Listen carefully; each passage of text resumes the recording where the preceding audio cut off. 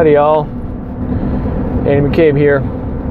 Just wanted to address something, kind of a theme, not a theme, an underlying tone that I've noticed crop up in some comments and some videos. The sentiment goes like this. Well, since this person doesn't own a restoration company or doesn't even work for a restoration company, their opinion on blah blah blah doesn't hold as much weight. And I've got to say that's a dangerous statement, because if you think your point that you're trying to make is better, or your technique is more effective, why are you attacking the credibility of the person with the opposing technique or the opposing methodology? Why can't your method and technique stand on its own?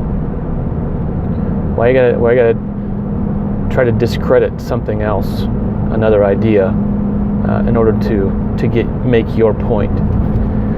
So I'm not upset, and I don't want to call anybody out. I do want to say that, hold on a second, phone calls. All right, so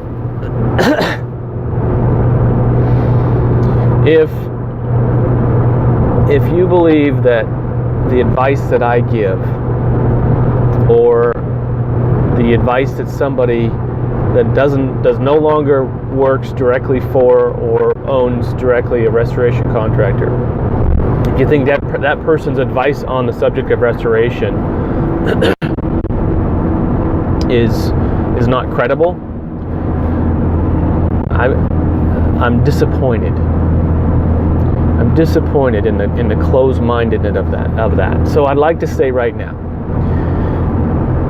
all of my advice, all of the things I am for and I say you should do, and all these things I have learned through not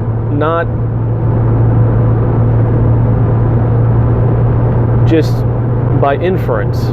These are case studies, actual case studies of companies I've worked for or companies I've run where we've implemented certain things, or I've seen my competition, my real actual competition, implement certain things and get certain results.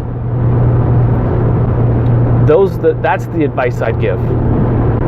That's what I profess to know, and I'm damn good at it. And don't use my lack of working for somebody as your excuse not to try these things for yourself. Oh, yeah, he's just saying that. He doesn't know if it actually works because he doesn't work for a restoration contractor anymore. Don't let that be your excuse, because that's a dumb excuse not to take action. That's a piss poor excuse not to try to make positive change for yourself, for your family, for your business.